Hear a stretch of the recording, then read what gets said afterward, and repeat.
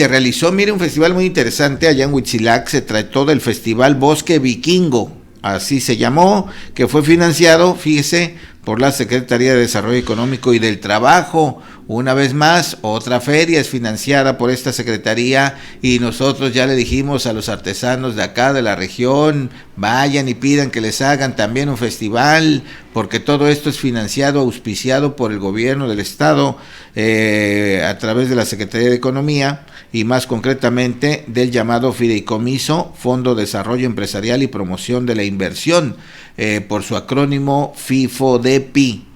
Imagínense cuánto dinero todavía tiene, y si no se ocupa, pues esta administración lo va a dejar para la siguiente. Mejor los artesanos de Morelos vayan, pidan una expo, un festival, algo para esta región sur. Bueno, pues le digo, el FIFODEPI coadyuvó para la celebración de esta primera edición, Festival Bosque Vikingo, allá en Huitzilac. Le puso nada más y nada menos que 600,000 pesos este organismo gubernamental, pues para beneficiar a los productores locales de diversos sectores, como son restaurantes, hoteles, banquetes, músicos, artistas, etcétera, etcétera, etcétera. ¿Y de qué se trató este festival? Bueno, fue con temática vikinga, cantos nórdicos, música folk medieval, show de aves, orcos. Los orcos son estos como zombies, ¿no? Y no, así nos los han presentado en la pantalla de cine. Show de fuego, barco vikingo, boda y funeral vikingo, entre muchas otras cosas que se presentaron. Caray, ¿quién habrá representado todo esto?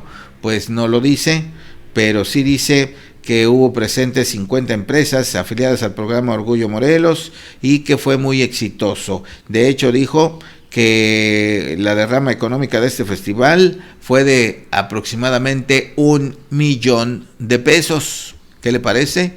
Entre lo que consumieron, entre los hoteles, los restaurantes, los transportes, eso fue lo que se generó en este festival vikingo. Hoy la cultura vikinga está muy presente en todo el mundo. Hay series de televisión, hay películas, hay muchas cosas que los recuerdan y los ponen justamente en el interés de la gente.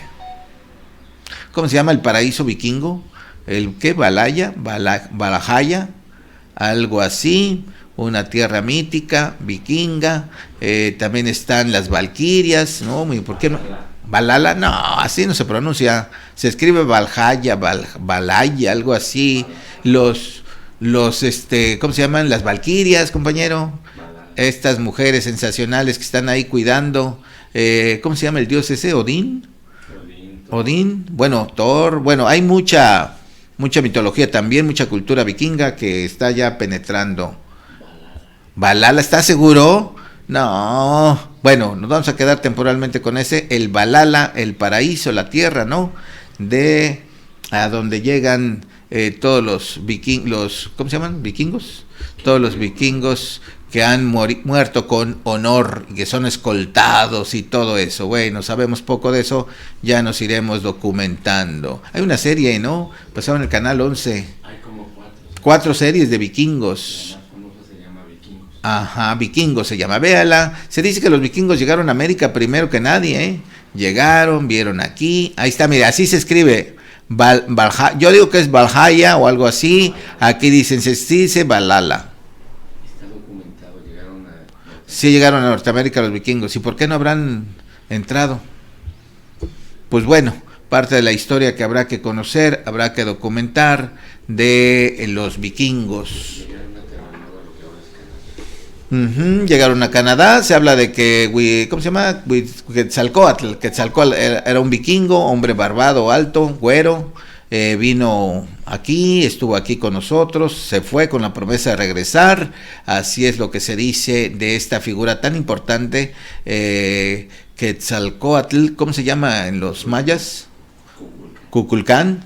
Ok, bueno, pues ahí tiene usted la importancia que tienen los vikingos en el mundo, clase guerrera. Así es que ojalá traigan este festival también por acá para conocer sus costumbres y tradiciones. Ya lo estamos checando, lo de Valhalla, Yo digo que no es Balala, pero así lo vamos a dejar mientras no demostremos lo contrario.